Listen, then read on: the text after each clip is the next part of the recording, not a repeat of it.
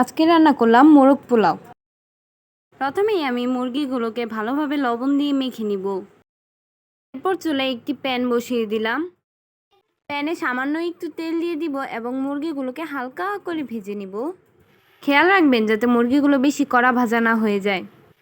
হালকা একটু ভেজে নিলেই চলবে। হালকা ভাজা হয়ে গেলে আমি প্লেটে তুলে নেব এবং আলাদাভাবে তা রেখে দিব। এরপর আমি ওই তেলেই সামান্য কিছু পেঁয়াজ বেরেস্তা ভেজে নিব। বেরেস্তা হয়ে গেলে তা আলাদাভাবে আবারও রেখে দিব। এরপর আমি এই মশলাগুলো তেলে ভালোভাবে ভেজে নিব। কি মশলা দিয়েছি তার নাম আমি এখানে লিখে দিলাম, আপনারা সবাই দেখে নেবেন। এরপর আমি পানি মিশিয়ে দিব এবং ভালোভাবে তা নেড়ে চেড়ে নিব।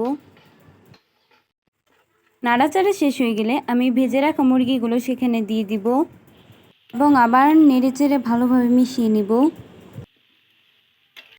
মেশানোর পর এতে আমি আবারও পানি দিয়ে দিলাম।